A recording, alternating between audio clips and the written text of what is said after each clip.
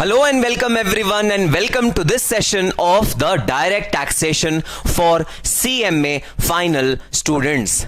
तो जी हां, आपका 100 मार्क्स का paper direct tax and international taxation आज हम शुरू करने जा रहे हैं और बहुत ज्यादा इंपॉर्टेंट सब्जेक्ट है आपके सिलेबस का। Of course one of the lengthiest subjects of group 3।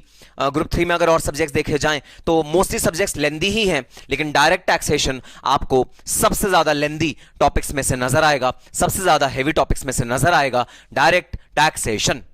तो सर एक बात समझ लीजिए, पहले आप इससे पहले कि शुरू करें कुछ भी करें एक बात ध्यान में रखिएगा, सर इंटर का डायरेक्ट टैक्सेशन ना हमें कुछ नहीं आता। आप ये एज्यूम करके चलिएगा सारी क्लासेस में इंटर में हमने डायरेक्ट टैक्सेशन पढ़ा ही नहीं, आप ये एजम्पशन पे डायरेक्ट टैक्सेशन हमें पढ़ाइएगा, हमें बिल्कुल स्क्रैच से बेसिक से डायरेक्ट टैक्सेशन पढ़ाइएगा जैसे कि हमने आज तक कभी डायरेक्ट टैक्सेशन पढ़ा ही ना हो। हां भाई हां, मुझे तुम्हारे दिल की बात बिल्कुल पता है। तुम लोग इंटर में जिस भी पैटर्न पे पढ़े हो, मेरा पैटर्न पढ़ाने का डेफिनेटली ये होने वाला है कि मैं तुम्हें एकदम स्क्रैच से पढ़ाऊंगा और प्रोविजंस को एकदम बेस से लेके चलूंगा और बिल्कुल भी ऐसा अज्यूम नहीं करूंगा कि तुमने डायरेक्ट टैक्सेशन इंटर में पढ़ा है। खुश? अब तो ठीक है। हाँ सर, ये एजम्पशन कर दिया आपने, हम खुश हो गए। सर सीएम में इंटर में जब हमने डायरेक्ट टैक्सेशन पढ़ा था तो सर उसका कुछ भी याद नहीं है, कितने जमाने पहले हमने पेपर दे चुके हैं, तो सर ये एजम्पशन हमारे लिए जरूरी है। भाई मैं बात समझ गया, ये एजम्पशन तुम्हारे लिए जरूरी है, मैं भी ये एजम्पशन को अग्री करता हूं। इस एजम्पशन के बेसिस पे मैं शुरू करता हूं हमारा 100 मार्क्स का subject direct taxation and international taxation. ठीक है सर, बात समझ में आ गई। तो भाई अब बात ये उठती है कि सर हम कॉस्ट अकाउंटेंट्स हैं। हां भाई हां, तुम मतलब हो नहीं, बनोगे फ्यूचर में। अरे सर मेंटली तो हम बन चुके हैं, इंस्टीट्यूट को बस अब ठप्पा देना है, मेंटली हम बन चुके हैं। इतना कॉन्फिडेंस? चलो ठीक है, मेंटली तुम बन चुके हो। सर तो ये बताइए कॉस्ट अकाउंटेंट्स की लाइफ में टैक्सेशन का क्या रोल है? What is the role of taxation in life of cost accountants? Sir cost accountants को अपने कॉस्ट से मतलब होता है material cost, labour cost, overheads, जो भी डिफरेंट तरह के कॉस्ट हैं जिससे कॉस्ट शीट बनती है, प्रोडक्ट का कॉस्ट निकल के आता है प्रोडक्ट का प्रॉफिट मार्जिन निकल के आता है, प्रॉफिट कितना होना चाहिए प्रोडक्ट में, हमारा कॉस्टिंग के और जो एलिमेंट्स हैं, marginal costing, standard costing. Sir एक कॉस्ट अकाउंटेंट की लाइफ में इसके बियॉन्ड टैक्सेशन का क्या रोल है? डायरेक्ट टैक्सेशन का इसके बियॉन्ड क्या रोल है एक कॉस्ट अकाउंटेंट की लाइफ में? सर जरा आप हमें इस पे थोड़ा सा हाईलाइट करिए। हां भाई हां, मैं तुम्हें करता हूं हाईलाइट कि कॉस्ट अकाउंटेंट की लाइफ में डायरेक्ट टैक्सेशन का क्या रोल है। तो भाई देखो, फ्रैंकली बोल रहा हूं क्योंकि तुम्हारा वेल विशर हूं, तुम्हारा टीचर हूं, तो तुम्हें मुगालते में नहीं रखना चाहता, कंफ्यूजन में नहीं रखना चाहता, ज्यादा तुम्हारे दिमाग में भ्रम पैदा नहीं करना चाहता। कॉस्ट अकाउंटेंट की लाइफ में डायरेक्ट टैक्सेशन का कुछ भी रोल नहीं होता। यह बस मजबूरी है सब्जेक्ट को पढ़ना।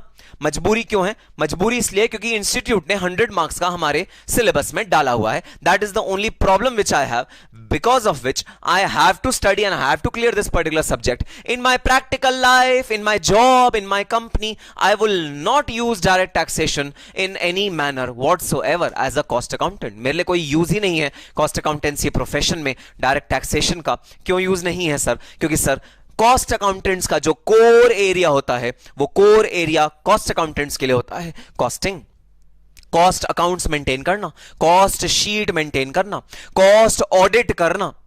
तो ये सब है कोर एरिया एक कॉस्ट अकाउंटेंट के। तो उसकी लाइफ में डायरेक्ट टैक्सेशन का 0 रोल या से 1% रोल या 2% रोल, इससे ज्यादा प्रैक्टिकल लाइफ में कॉस्ट अकाउंटेंट का कोई रोल नहीं होता। इसके अलावा सीएमएज की लाइफ में डायरेक्ट टैक्सेशन का कोई खास रोल भाई नहीं है।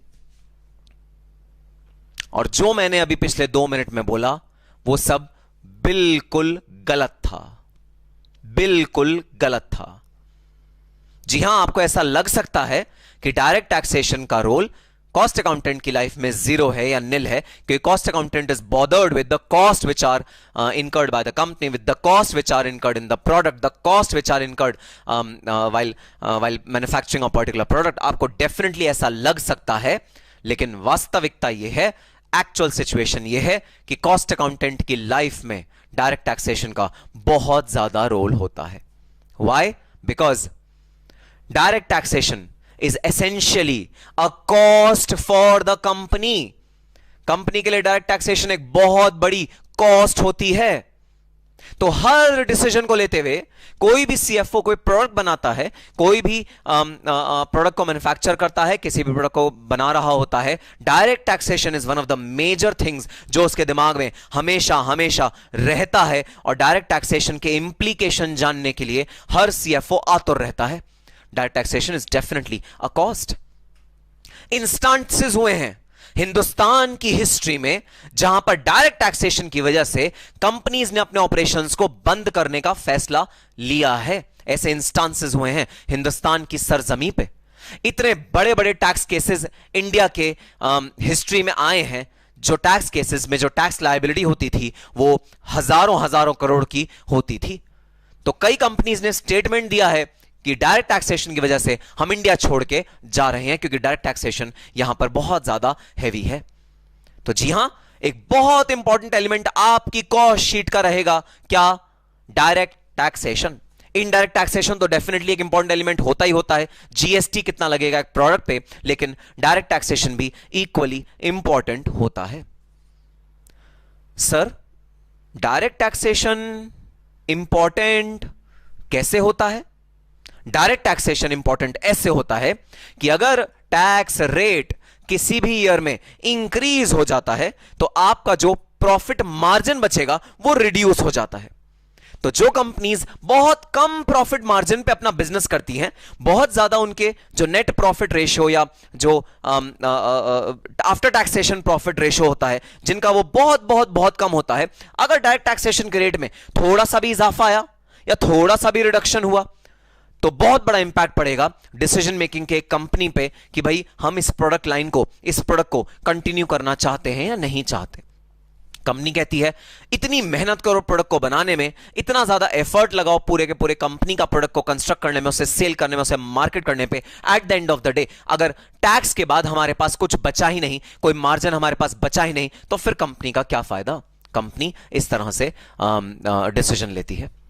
सो डायरेक्ट टैक्सेशन का मेजर इंपैक्ट पड़ता है किसी भी कॉस्ट शीट पे, किसी भी डिसीजन मेकिंग पैटर्न पे। Direct taxation is an important element of any business process, any decision making authority. अब भाई आपके फाइनल के कोर्स में एक चीज है इंटरनेशनल टैक्सेशन। इंटरनेशनल टैक्सेशन के केस में तो और भी ज्यादा इंपॉर्टेंट हो जाता है डायरेक्ट टैक्सेशन का रोल इन डिसीजन मेकिंग। मैं आपको देता हूं एग्जांपल। Amazon, बहुत बड़ी कंपनी Amazon ने अपना एक प्रोडक्ट लॉन्च किया जिसका नाम था एलेक्सा। आपने देखा होगा टीवी में उसके बहुत सारे एडवर्टाइजमेंट भी आते हैं। Amazon का एक प्रोडक्ट है एलेक्सा। अब एलेक्सा डेवलप हुआ यूएस में, बनाया गया यूएस में, लेकिन उसको सेल कहां करा गया? उसको सेल करा गया इंडिया में लाकर। अगर उसे सेल करा गया इंडिया में लाकर तो फिर यहां पर डबल टैक्सेशन का रिस्क आ जाता है। रिस्क सर कैसा डबल टैक्सेशन का रिस्क? डबल टैक्सेशन का रिस्क ऐसे, यूएस गवर्नमेंट बोलेगी मुझे टैक्स दो, इंडियन गवर्नमेंट बोलेगी मुझे टैक्स दो। अगर दो दो जगह टैक्स पे करना पड़ा तो फिर भाई ऐसा है, एलेक्सा को करो ताले में बंद, अमेज़न पैक करे, अपना बोरिया बिस्तर समेटे और अपने घर बैठे। अगर दो जगह टैक्स पे करना पड़ गया तो सर क्या ऐसा प्रैक्टिकली होता है कि दो जगह टैक्स करना पड़ जाए? यूजुअल सिचुएशन में तो नहीं होता, बट रेयर कुछ ऐसे इंस्टांसेस आए हैं जहां यह चीज भी पॉसिबल होती है।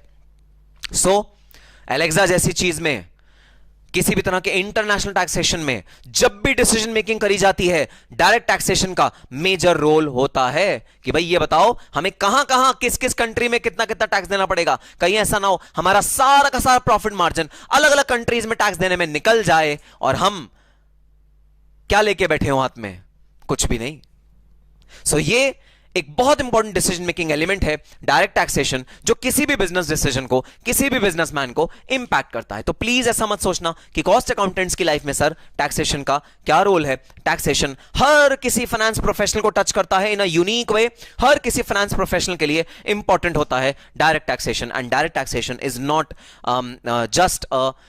just a small piece of expenditure, it's a huge piece of expenditure बहुत ज्यादा होता है भाई डायरेक्ट टैक्सेशन का। ऑलमोस्ट मैं बोलूं तो 30% of your revenue, 30% of your income goes in taxation. तो भले ही आप सीएमएज हैं, प्लीज ऐसा मत सोचना। कई बच्चे सोचते हैं सर हमें बस पेपर निकालना है, हमें आगे ना जिंदगी में कभी डायरेक्ट टैक्सेशन का हम मुंह नहीं देखेंगे, सर हमें बहुत गंदा लगता है, इंटर में सब्जेक्ट में ना हमारी जान ले ली, सर आगे हम कभी सब्जेक्ट का मुंह नहीं देखेंगे। नहीं भाई नहीं, not at all, not at all possible. If you are a finance professional, staying away from direct taxation is not possible. Direct taxation is something that will touch your life in every sphere wherever you go. So class में जो मैं approach रखने वाला हूं वो बहुत simple सी, मैं आपको प्रैक्टिकली ये सब्जेक्ट पढ़ाने वाला हूं, मैं आपको रियल लाइफ के इंस्टांसेस देने वाला हूं, मैं आपको एकदम जैसा प्रैक्टिकल सिनारियो में होता है वो सारे सिनारियो कवर करके दिखाने वाला हूं, क्योंकि मुझे चाहिए ना केवल एग्जाम में अच्छे मार्क्स, बल्कि आपके आगे जाके जब आप इंटरव्यूअर के सामने बैठे हो, जब अपनी कंपनी में डायरेक्ट टैक्सेशन डिस्कस कर रहे हो, वहां पर मुझे चाहिए आपका डायरेक्ट टैक्सेशन पे एक बहुत स्ट्रांग होल्ड, प्रैक्टिकल एस्पेक्ट्स पे एक बहुत स्ट्रांग होल्ड। ठीक है सर आप जिद्दी हैं लगता है, आप मानेंगे नहीं, आप हमें एकदम प्रैक्टिकली डायरेक्ट टैक्सेशन पूरा का पूरा समझा के ही मानेंगे। हाँ जी हाँ, मैं आपको डायरेक्ट टैक्सेशन प्रैक्टिकली और एकदम 100% तरीके से समझा के ही मानूंगा। तो चलो आओ स्टार्ट करते हैं डायरेक्ट टैक्सेशन। ओके, तो सर सबसे पहले ये बताइए डायरेक्ट टैक्सेशन में कितने पार्ट्स हैं? भाई डायरेक्ट टैक्सेशन में आपके दो पार्ट्स हैं, एक डोमेस्टिक टैक्सेशन जहां हम डोमेस्टिक ट्रांजैक्शंस के बारे में पढ़ेंगे, दूसरा इंटरनेशनल ट्रांजैक्शंस जहां इंटरनेशनल टैक्सेशन जहां हम इंटरनेशनल ट्रांजैक्शंस के बारे में पढ़ेंगे। सर डोमेस्टिक टैक्सेशन में कौन सा लॉ इनकॉर्पोरेटेड है? डोमेस्टिक टैक्स में लॉ इनकॉर्पोरेटेड है income tax act 1961। 1961 income tax act included है डोमेस्टिक टैक्सेशन में, और income tax act read with income tax rules 1962, ये दो इंपॉर्टेंट एलिमेंट होते हैं जो कंप्राइज करते हैं डोमेस्टिक टैक्सेशन को। और जी हां, कुछ सर्कुलर्स, नोटिफिकेशंस, इस तरह की चीजें भी आती हैं जो डायरेक्ट टैक्सेशन जो डोमेस्टिकली गवर्नड होता है उसको रेगुलेट करता है। सर सबसे पहले बताइए what is the difference between domestic taxation and international taxation?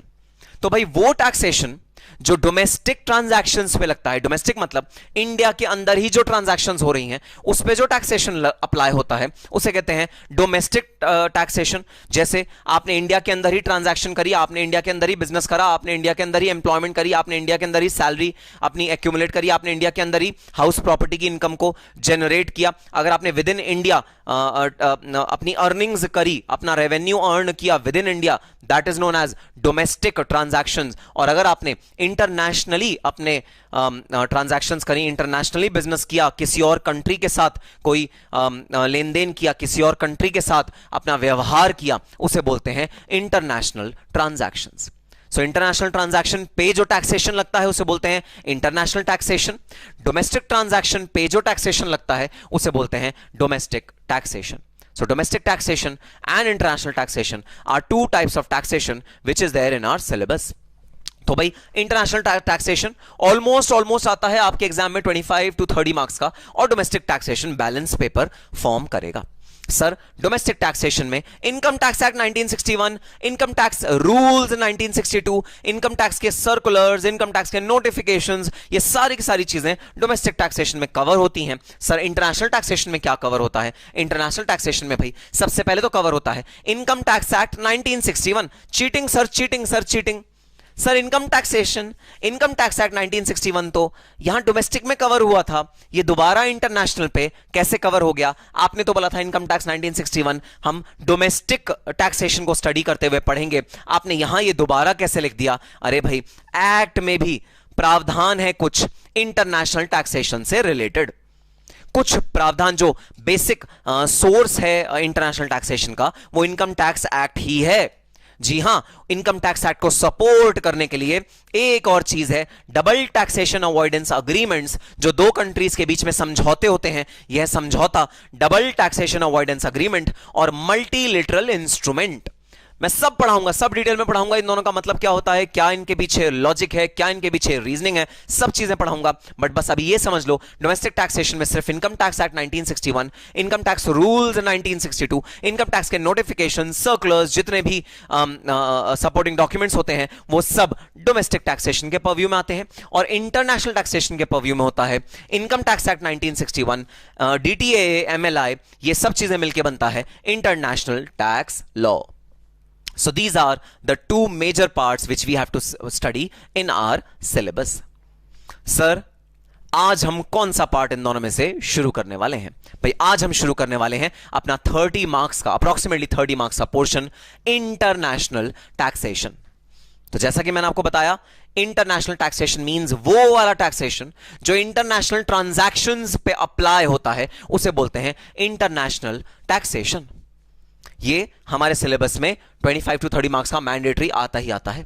अब सुनना कमाल की बात, सुनना कमाल की, इस 70 to 75 मार्क्स को ऑब्टेन करने के लिए तुम्हें पढ़ने पड़ेंगे बहुत सारे चैप्टर्स, और इस 25 to 30 मार्क्स को ऑब्टेन करने के लिए तुम्हें पढ़ना पड़ेगा सिर्फ एक chapter, international taxation.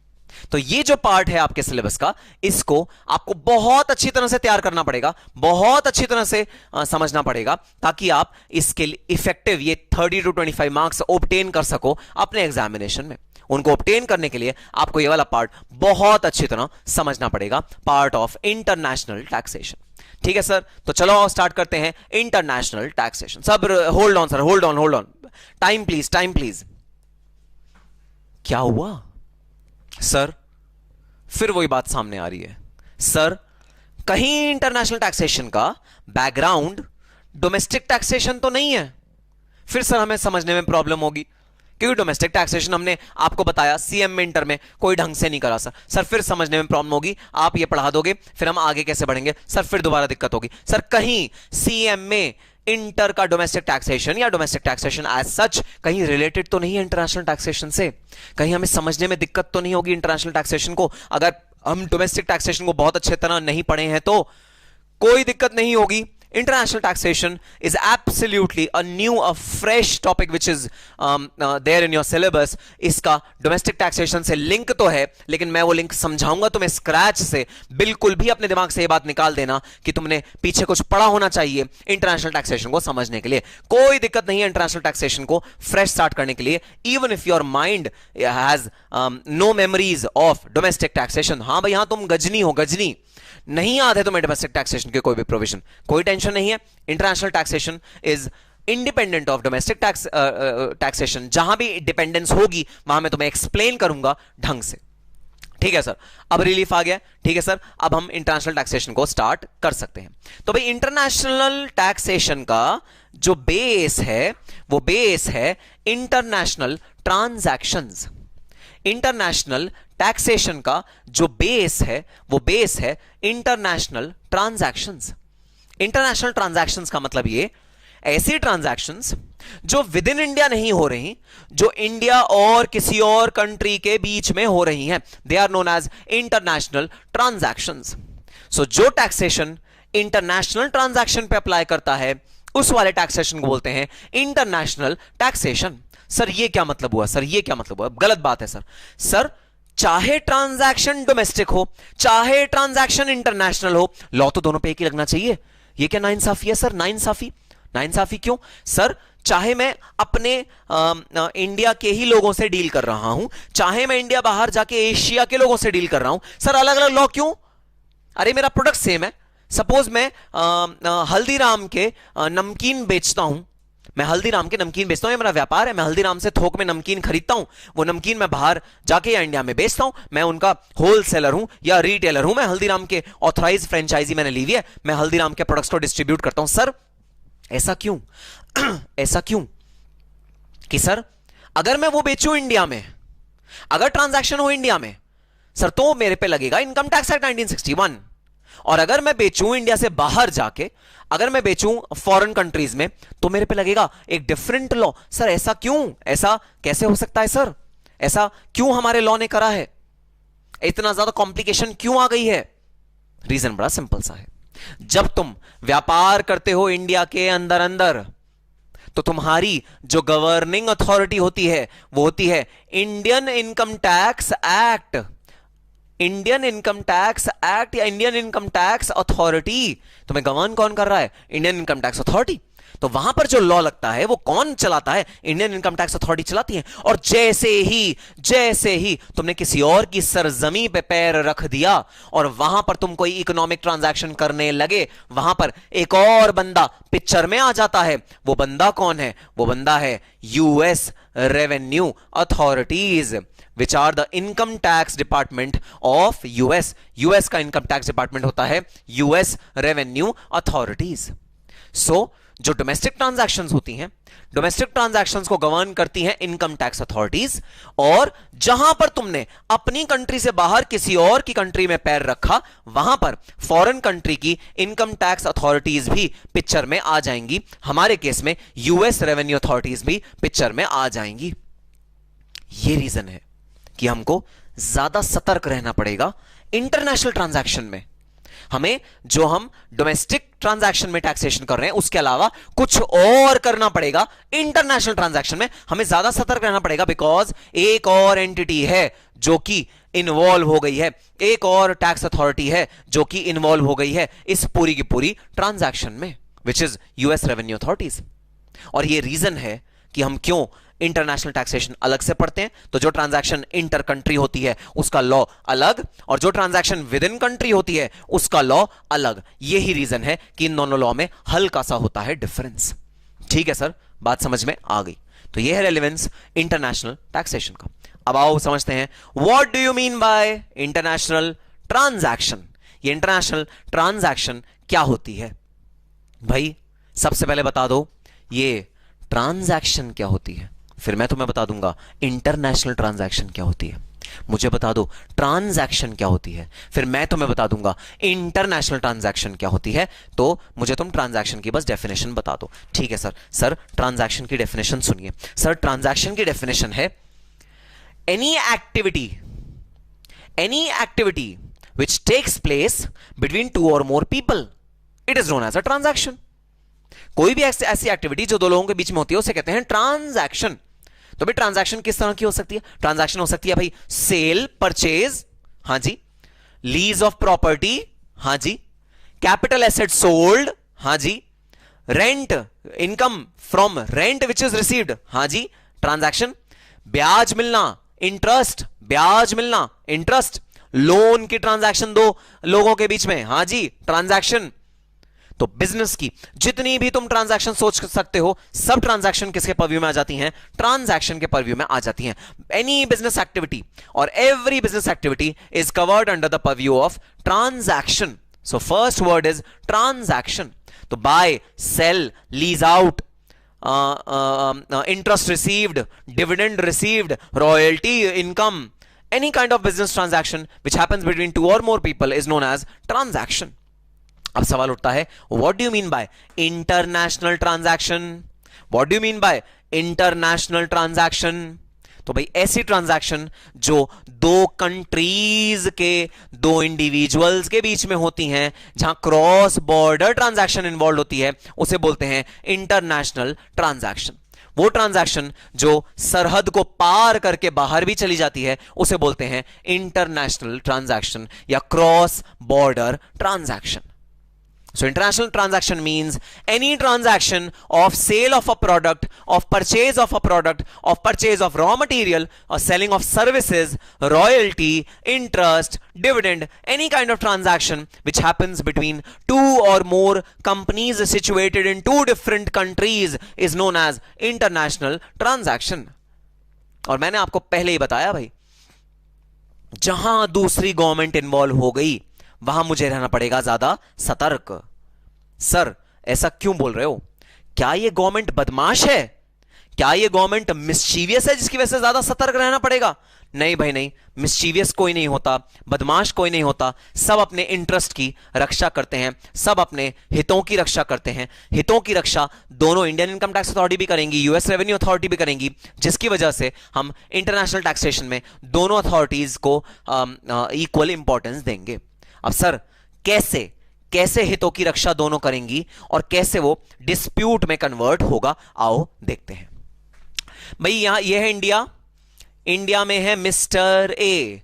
Mister A का क्या काम? मिस्टर ए का ये काम, वो ऑथराइज्ड डीलर हैं हल्दीराम्स के प्रोडक्ट वो इंडिया से उठाते हैं, इंडिया से खरीदते हैं और इंडिया में वो ऑथराइज्ड डीलर हैं हल्दीराम्स के प्रोडक्ट के, वो इंडिया से ये प्रोडक्ट लेके बेचते हैं यूनाइटेड स्टेट्स ऑफ अमेरिका में। तो भाई यूनाइटेड स्टेट्स ऑफ अमेरिका में है mister Joseph, who is a फिरंग, लेकिन उन्हें हल्दीराम के जो चटपटे नमकीन होते हैं, जो उनकी मिठाइयां होती हैं या उनके जो स्नैक्स होते हैं, बहुत पसंद है मिस्टर जोसेफ को। तो मिस्टर ए क्या करते हैं? मिस्टर ए हल्दीराम के प्रोडक्ट्स को खरीदते हैं और उन्हें सेल करते हैं। कहां पर? यूएस में सेल करते हैं।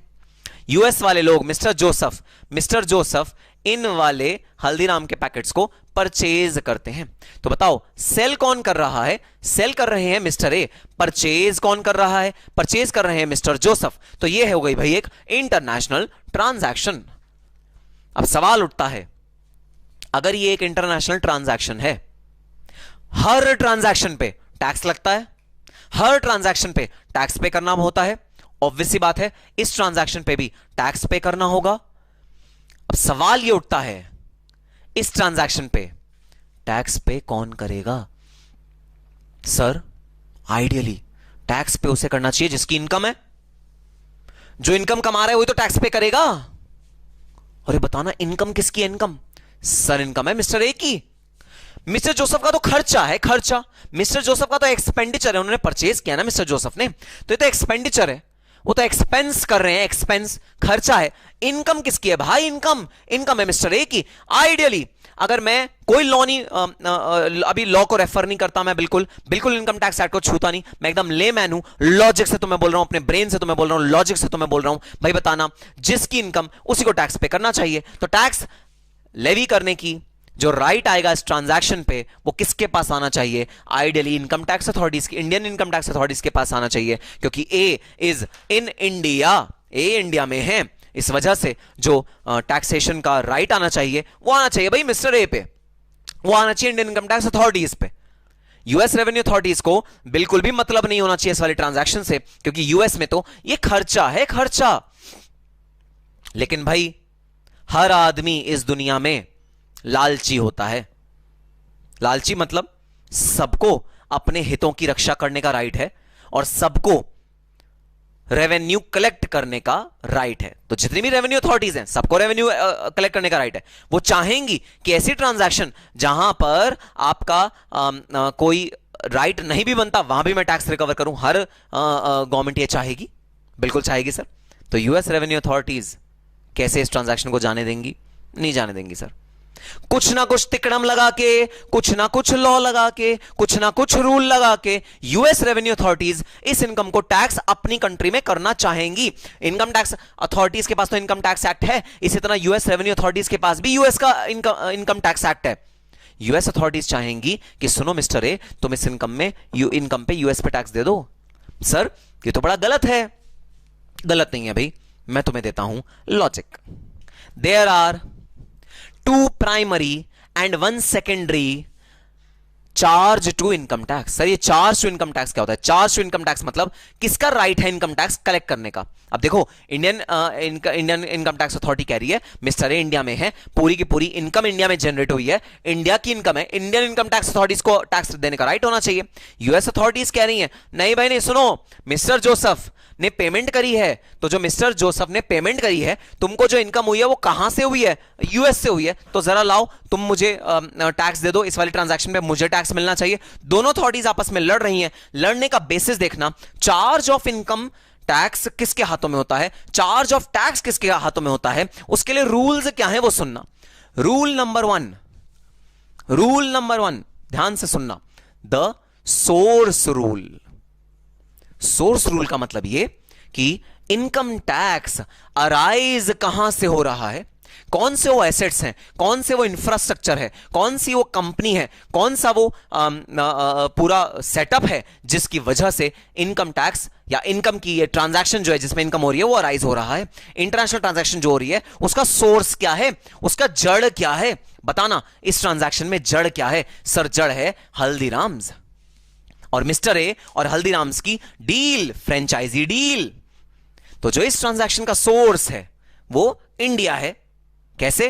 हल्दीराम की बताओ फैक्ट्री कहां है? इंडिया में। मिस्टर ए सिचुएटेड कहां है? इंडिया में। मिस्टर और हल्दीराम के बीच में तो डील हुई है वो कहां हुई है? इंडिया में। मिस्टर ए के पास जो पूरा इनकम आया वो कहां है? इंडिया में। सब की सब चीजें इंडिया में हो रही हैं। तो अब होगा क्या? होगा ये, इंडियन इनकम टैक्स अथॉरिटीज बोलेंगी कि भाई ये जो इनकम जनरेट हो रही है, ये इनकम जनरेट हो रही है इंडिया की सरजमी पे। जितना भी इकोनॉमिक एक्टिविटी हो रही है, जैसे वो जो नमकीन प्रोड्यूस हो रहा है, हल्दीराम्स की जो फैक्ट्री सिचुएटेड है, हल्दीराम्स का जो हेड ऑफिस सिचुएटेड है, जितना भी काम हो रहा है वो सब हो रहा है इंडिया की सरजमीन पर।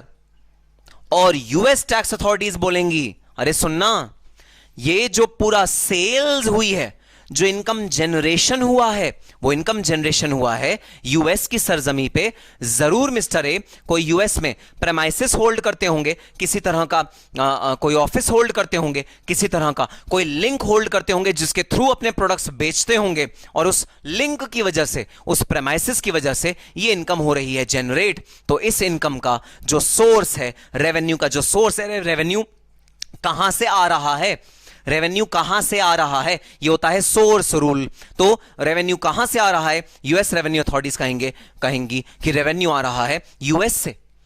इंडियन टैक्स अथॉरिटीज कहेंगी रेवेन्यू आ रहा है इंडिया से। तो ये है पहला डिफरेंशिएटिंग फैक्टर जो टैक्सिंग राइट देता है किसी भी कंट्री को, किसी भी गवर्नमेंट को टैक्सिंग का, टैक्स लगाने का राइट देता है। That is the source rule. Income का सोर्स कहां है, इनकम कहां से जनरेट हो रही है, इनकम का ओरिजिन कहां है, इनकम ओरिजिनेट कहां से हो रही है। तो यूएस गवर्नमेंट अथॉरिटी कहेंगी भाई अगर ये सेल होती ना तो तुम्हारे इंफ्रास्ट्रक्चर का क्या फायदा होता, तुम्हारी बड़ी बड़ी बिल्डिंग्स का क्या फायदा होता, तुम्हारी फैक्ट्री का फायदा क्या होता। हमारी जो मेजर चीज है इनकम जो सेल्स पे हुई है, वो सेल्स का जो सोर्स है वो है यूएस, वो है यूएस का ये सेक्शन जहां पर ये सेल्स हो रही है। So that is the reason why source rule is the first principle of considering the income which is taxable, chargeable to tax. दूसरा रूल भाई, और relatively easier रूल, ये रूल कहता है, रेजिडेंसी रूल है भाई, रेजिडेंसी रूल। रेजिडेंसी रूल कहता है जो इनकम रिसीव कर रहा है, यहां हमारे केस में मिस्टर ए, वो जहां का भी रेजिडेंट है वहां पर उसकी इनकम टैक्सेबल होनी चाहिए।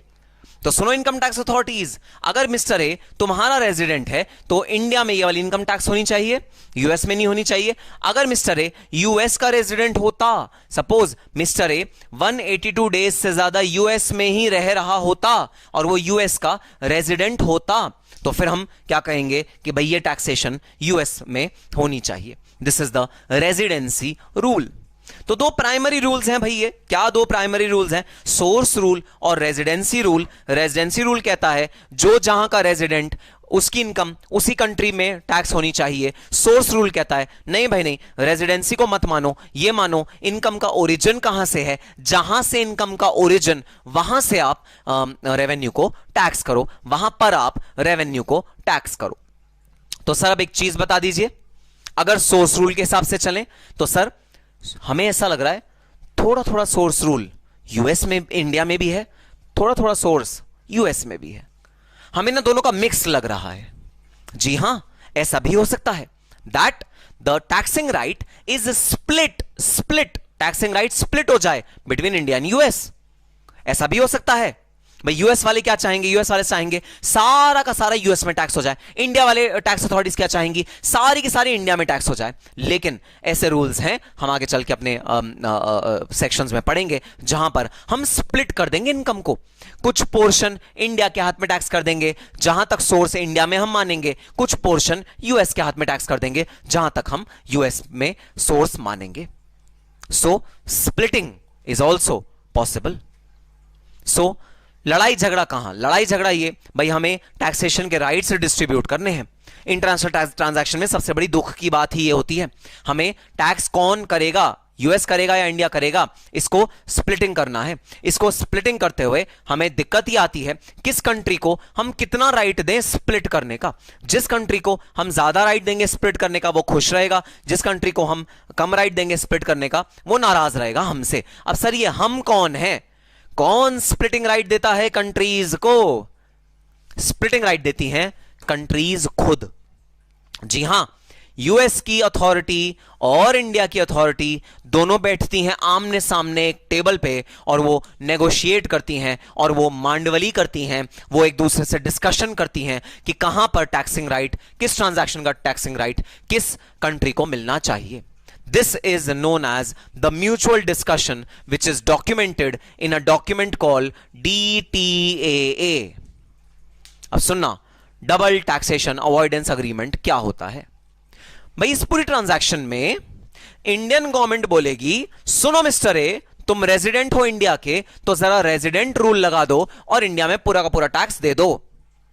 यूएस गवर्नमेंट कहेगी, सुनो मिस्टर ए, तुम सोर्स रूल लगा दो, सोर्स रूल, और ऐसा मानो कि तुम्हारी इनकम यूएस से ओरिजिन हुई है और तुम पूरा का पूरा टैक्स दे दो यूएस में. यहां हो जाएगा डिस्प्यूट, यहां हो जाएगी लड़ाई. इस लड़ाई में कौन मारा जाएगा? मिस्टर ए मारा जाएगा, क्योंकि उसको पे करना पड़ेगा 2 बार टैक्स. सेम इनकम पे 2 बार टैक्स. एक बार टैक्स लगाएगी इंडियन इनकम टैक्स अथॉरिटी, वो तो ऑब्वियसली उसके लिए रेजिडेंट रूल बेनिफिशियल है ना. यहां पर वो कहेगी रेजिडेंट रूल के हिसाब से आप हमें टैक्स दे दो. और दूसरा टैक्स लगाएगी US government authority, US authority. क्यों यूएस अथॉरिटी टैक्स लगाएगी? क्योंकि यूएस अथॉरिटी लगाएगी सोर्स रूल. वो कहेगी देखो सोर्स ऑफ इनकम कहां है? यूएस से आ रहा है सोर्स ऑफ इनकम, तो तुम यूएस में टैक्स दे दो. तो यहां पर अराइज होगा सिचुएशन ऑफ डबल टैक्सेशन. और यहां जब situation of double taxation arise होगा तो मारा कौन जाएगा? मारा जाएगा मिस्टर ए. इसलिए जरूरत है, यहां इनकम टैक्स एक्ट यूएस वाला अप्लाई होता है, यहां इनकम टैक्स एक्ट इंडिया वाला अप्लाई होता है. अब जरूरत इस बात की है कि भाई हम लोग मांडवली करें, जहां पर भी ऐसी सिचुएशन राइज हो रही है कि दोनों कंट्रीज में टैक्स होने का चांस बन गया है, वहां पर डीटीएए हमको बताएगा कौन सी कंट्री को राइट मिलेगा टैक्स लेने का. नहीं भाई नहीं, ऐसा नहीं हो सकता कि दोनों कंट्रीज को टैक्स लेने का राइट मिल जाए, वरना एक ही इनकम पे 2 बार टैक्स लग जाएगा. And it is a golden principle of law that double taxation is not permissible under the income tax laws. Double taxation permissible नहीं होते हैं. जी सर, तो अगर डबल टैक्सेशन परमिसेबल नहीं होते हैं तो एक को, किसी भी एक को टैक्सिंग राइट मिलेगा. वो टैक्सिंग राइट किससे मिलेगा? वो मिलेगा डबल टैक्सेशन अवॉइडेंस अग्रीमेंट से. ठीक है सर, बात समझ में आ गई. सो हमने सबसे पहले पढ़ा इंटरनेशनल ट्रांजैक्शन, उसके बाद हमने पढ़ा डबल टैक्सेशन. इंटरनेशनल ट्रांजैक्शन में सबसे ज्यादा रिस्क होता है डबल टैक्सेशन का. भाई डोमेस्टिक ट्रांजैक्शन में कोई रिस्क नहीं होता डबल टैक्सेशन का, क्योंकि सिर्फ एक इनकम टैक्स अथॉरिटी इन्वॉल्व होती है इंडिया की. वो कहां डबल टैक्सेशन कर देगी? वो तो एक ही बार टैक्स लेगी ना, तो वहां पर चिंता नहीं है. डोमेस्टिक में चिंता नहीं है. चिंता कहां है? इंटरनेशनल टैक्सेशन में चिंता है. किस चीज की चिंता है? डबल टैक्सेशन की चिंता है under the international transaction. Double taxation की चिंता है. इस चिंता को दूर करने के लिए हम एंटर करते हैं डबल टैक्सेशन अवॉइडेंस अग्रीमेंट. ये क्या होते हैं? यहां पर दोनों कंट्रीज के रिप्रेजेंटेटिव्स आपस में अक्रॉस द टेबल बैठते हैं, आपस में डीलिंग करते हैं, आपस में मांडवली करते हैं और दोनों मिलकर एक अग्रीमेंट बनाते हैं. उस अग्रीमेंट का नाम है डबल टैक्सेशन अवॉइडेंस अग्रीमेंट. और दोनों इस पर हस्ताक्षर करते हैं. हस्ताक्षर करने के बाद ये डीटीए इन फोर्स आ जाता है, ये मार्केट में आ जाता है और डीटीए हमारा एनैक्ट हो जाता है. ठीक है सर, बात समझ में आ गई. So international taxation leads to double taxation.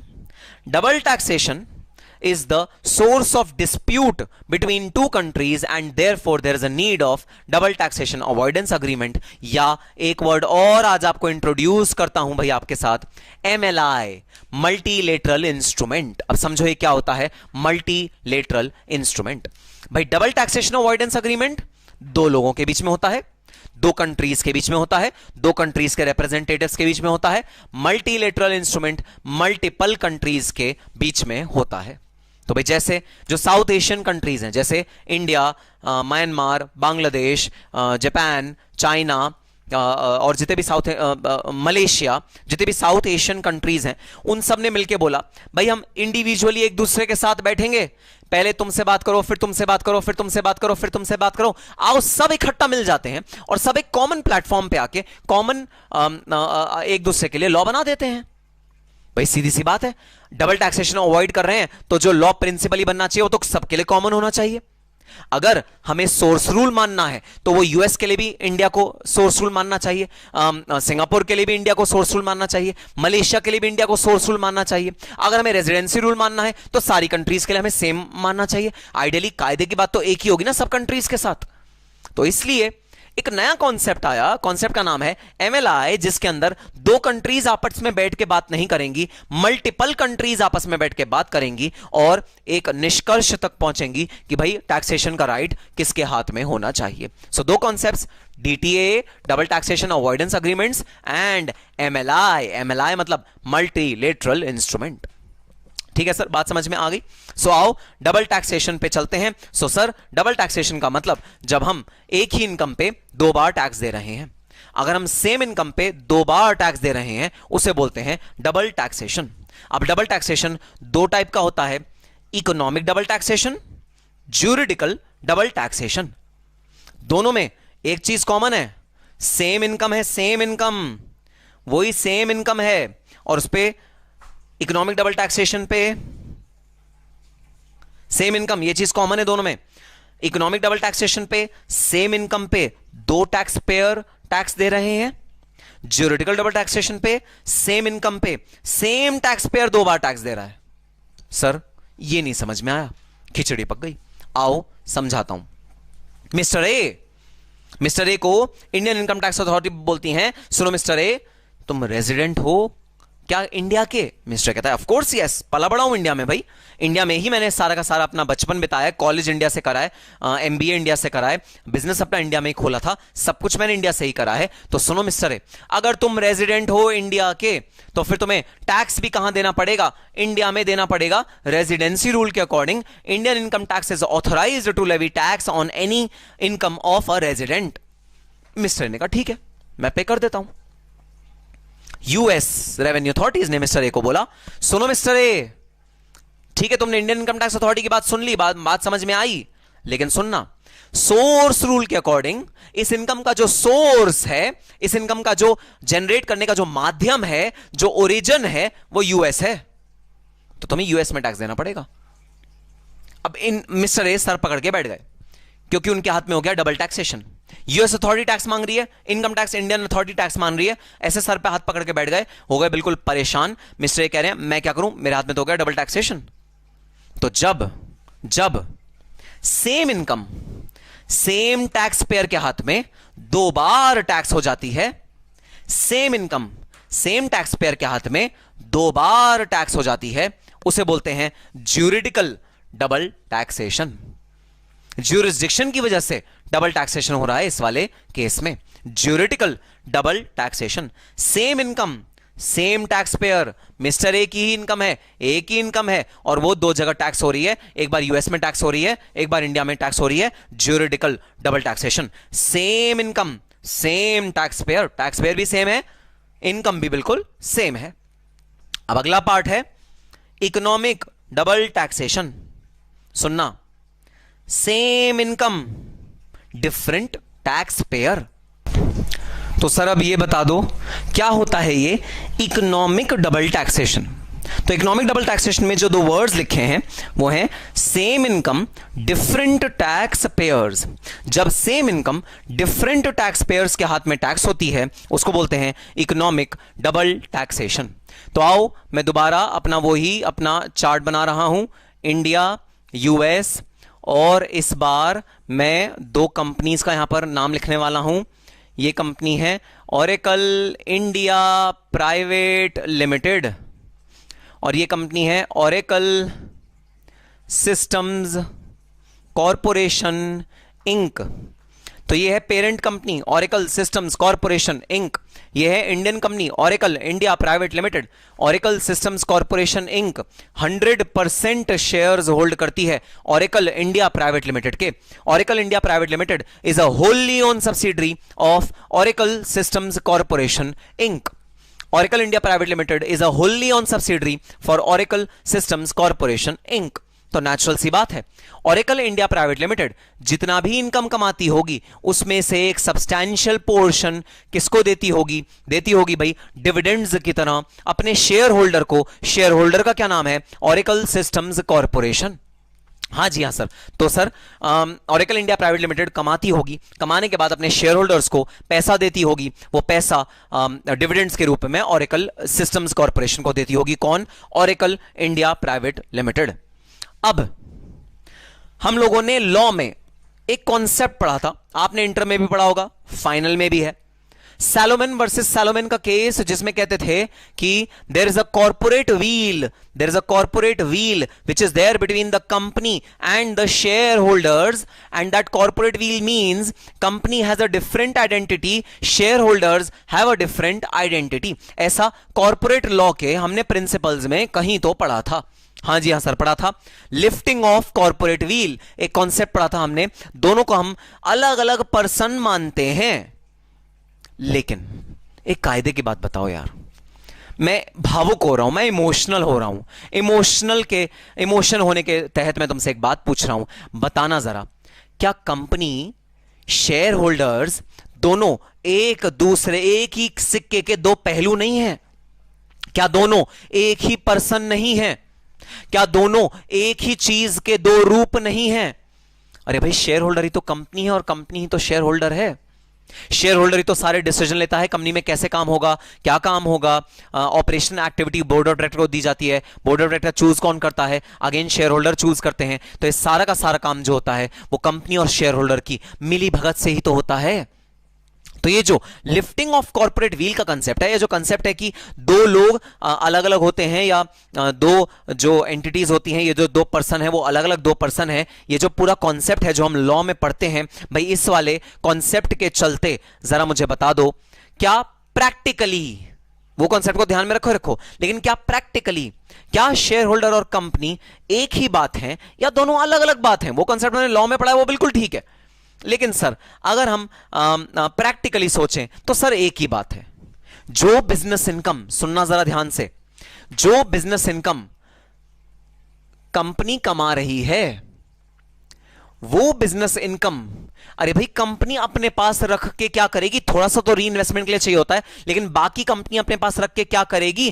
क्या कंपनी ये कहेगी कि भाई मुझे एक बहुत बड़ा बंगला चाहिए, मैं अपना बंगला खरीदना चाहता हूं, या मुझे गाड़ियां चाहिए जिसमें मैं बैठ के सवारी करूं और मैं निकल लूं? क्या डिस्पोजेबल इनकम कंपनी डिस्पोज कर सकती है? Answer is no. Disposable income कौन डिस्पोज कर सकता है? भाई सिर्फ और सिर्फ शेयर होल्डर्स ही डिस्पोज कर सकते हैं, जो डिविडेंड्स के रूप में कंपनी से इनकम को एक्सट्रैक्ट कर लेते हैं। तो अब जरा कायदे की बात बताना, same income which is business income, क्या वो दो लोगों के हाथ में टैक्स नहीं हो रही? कौन दो लोग? एक तो ओरेकल इंडिया प्राइवेट लिमिटेड, वो पीजीबीपी के सेक्शन के अंदर टैक्स दे रहा है, और ओरेकल सिस्टम्स कॉर्पोरेशन जो उसकी होली ओन सब्सिडरी है, वो भी डिविडेंड के रूप में टैक्स दे रहा है। क्या सेम इनकम दो लोगों के हाथ में टैक्स नहीं हो रही? सर ये तो चलो आप कह रहे हो दो लोग हैं, ठीक है, एक एग्जांपल और ले लेते हैं, एग्जांपल दे देखना, लैंडलॉर्ड एंड टेनेंट के बीच का एग्जांपल है, लैंडलॉर्ड एंड टेनेंट के बीच का एग्जांपल है।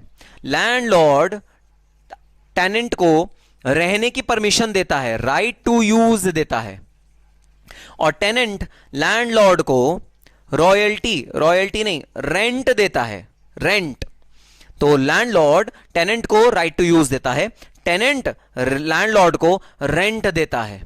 सर फिर तो आप ऐसा भी कहेंगे कि भाई यहां भी जो इनकम टेनेंट कमा रहा है अपनी सैलरी से, टेनेंट भाई कोई इनकम कमा रहा है अपनी सैलरी से, टेनेंट कहीं नौकरी करता है, नौकरी में से थोड़ा सा किराया लैंडलॉर्ड को देता है, सर यहां जो सैलरी कमाई वो सैलरी में से ही तो रेंट लैंडलॉर्ड को दिया जा रहा है। तो सर क्या यहां भी सेम इनकम, बस नाम ही तो चेंज हो गया, सेम इनकम दो बार टैक्स नहीं हो रही? नहीं भाई नहीं, यहां सेम इनकम दो बार टैक्स नहीं हो रही। क्यों? क्योंकि there are these two people are very different from each other, ये दोनों लोग अलग अलग हैं।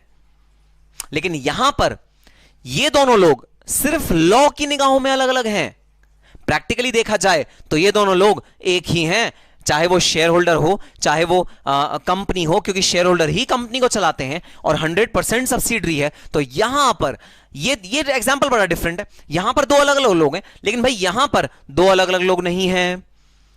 यहां पर कंपनी के लॉ के पर्सपेक्टिव में तो डेफिनेटली दो अलग अलग लोग हैं, लेकिन मैं इनकम की बात करूं, सेम इनकम है, सेम इनकम, बिजनेस इनकम और डिविडेंड इनकम, ये दोनों इनकम सेम नेचर की इनकम है। लेकिन यहां पर अगर मैं बात करूं सैलरी और रेंट, यहां पर सेम इनकम नहीं है, इनकम का रूप बदल जाता है। भाई यहां पर जो इनकम है वो डिस्ट्रीब्यूट हो रही है, डिस्ट्रीब्यूट, सेम इनकम डिस्ट्रीब्यूट हो रही है, तो डिस्ट्रीब्यूशन पे अलग टैक्स लग रहा है, इनकम अर्निंग पे अलग टैक्स लग रहा है। यहां पर इनकम एक्सपेंस ऑफ हो रही है, एक्सपेंस ऑफ, आप इनकम से खर्चा कर रहे हो, ये खर्चा नहीं है, इसे आप खर्चा नहीं बोल सकते, इसे बोलोगे डिस्ट्रीब्यूशन। तो सर खर्चा किसे बोलेंगे? खर्चा बोलेंगे इसको जब हम सैलरी की इनकम को रेंट की तरह दे देते हैं, तो इसको हम बोलेंगे खर्चा या एक्सपेंडिचर। सो सेम इनकम यहां पर दो बार टैक्स हो रही है। अगर सेम इनकम यहां पर दो बार टैक्स हो रही है, दो अलग अलग टैक्स पेयर्स के हाथ में, एक बार ओरेकल इंडिया के हाथ में, एक बार ओरेकल सिस्टम कॉर्पोरेशन के हाथ में, क्योंकि भाई लॉ इन दोनों को अलग अलग मानता है, लेकिन भाई मैं इनकम तो सेम ही मान रहा हूं, मुझे लगता है ये दोनों इनकम बिल्कुल सेम है, और ये दो अलग अलग लोगों के अगर हाथों में टैक्स हो रही है, तो भाई इसे कहते हैं economic double taxation. Economic double taxation means income which is taxable in hands of two different taxpayers, but the income should be same income. Same income दो different taxpayers के हाथ में टैक्स हो रही है। जी हां, आपने लॉ में यही पढ़ा है कि शेयर होल्डर और कंपनी मींस डिफरेंट थिंग्स, तो उनकी इनकम भी अलग अलग होगी, लेकिन भाई अगर प्रैक्टिकली देखा जाए तो business income is equal to dividend income. Business income से ही डिविडेंड इनकम अराइज होती है, तो बिजनेस इनकम को आप पहले टैक्स कर देते हो कंपनी के हाथ में, फिर आप डिविडेंड इनकम को टैक्स कर देते हो शेयर होल्डर के हाथ में। गलत बात, double taxation, economic double taxation. अब जो हम DTAA पढ़ेंगे, डबल टैक्सेशन अवॉइडेंस अग्रीमेंट पढ़ेंगे, उसके अंदर जो हम डबल टैक्सेशन का एरिया कवर करेंगे वो सिर्फ और सिर्फ ज्यूरिडिकल डबल टैक्सेशन होगा। भाई इकोनॉमिक डबल टैक्सेशन होता है, पास्ट में हुआ है और आगे भी होता रहेगा, इसको रोका नहीं जा सकता, इकोनॉमिक डबल टैक्सेशन को रोका नहीं जा सकता। इकोनॉमिक डबल टैक्सेशन तो हुआ है पास्ट में भी, आज भी हो रहा है, फ्यूचर में भी होएगा। जब आप डिविडेंड्स डिक्लेयर करोगे तो डिविडेंड भी टैक्सेबल होगा और बिजनेस इनकम भी टैक्सेबल होगा। तो sir double taxation avoidance agreement का एम क्या होगा? डबल टैक्सेशन अवॉइडेंस अग्रीमेंट का होगा भाई एम ज्यूरिडिकल डबल टैक्सेशन। जब same income same tax payer के हाथ में दो बार टैक्स होती है, अगर same income same tax payer के हाथ में दो बार टैक्स होती है तो उसको हम बोलते हैं ज्यूरिडिकल डबल टैक्सेशन, और वो ज्यूरिडिकल डबल टैक्सेशन के पर्व्यू में आएगा, जिसको डबल टैक्सेशन अवॉइडेंस अग्रीमेंट के थ्रू हम लोग कर्व करने की या कर्टेल करने की कोशिश करेंगे। इकोनॉमिक डबल टैक्सेशन को रोका नहीं जा सकता, कोई एफर्ट अभी लगा भी नहीं रहा इकोनॉमिक डबल टैक्सेशन को रोकने के लिए, क्योंकि सारी कंट्रीज के लॉ यही कहते हैं भाई कि share holder and the company are two different people. If they are two different people, then business income and dividend income are two different streams of income, and therefore if you tax both of them separately, there is no harm in it. सारे countries के law यही कहते हैं। So economic double taxation, juridical double taxation, DTAA जो बनता है वो किसको एम करता है? वो ज्यूरिडिकल डबल टैक्सेशन को एलिमिनेट करने का एम करता है। वो बोलेगा भाई इन एज मेनी वर्ड्स बोलेगा कि हमारा जो एग्जांपल था मिस्टर ए वाला, मिस्टर ए तुम रेजिडेंसी के हिसाब से तो इंडिया में टैक्स हो रहे हो, सोर्स रूल के हिसाब से यूएस में टैक्स हो रहे हो, तो सुनो मिस्टर ए, मांडवली कर लिया इंडिया और यूएस की टैक्स अथॉरिटीज ने, तुम सिर्फ एक ही जगह टैक्स होगे और ये है वो जगह जहां तुम टैक्स होगे। तो ये मिस्टर ए को क्लियरली बोला जाएगा अगर उनका ज्यूरिडिकल डबल टैक्सेशन हो रहा होगा तो। So this is the difference between economic double taxation and juridical double taxation. Same income, different taxpayers.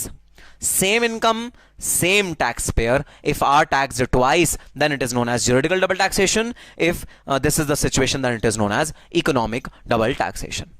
ठीक है सर, बात समझ में आ गई। So this is the concept of double taxation where same income is being taxed twice. Once the same income is being taxed in hands of same tax payer in two different countries. Second, when the same income is taxed in hands of two different tax payers, then it is known as economic double taxation. ठीक है sir, बात समझ में आई। तो ये था हमारा concept of double taxation and international transaction. ठीक है सर।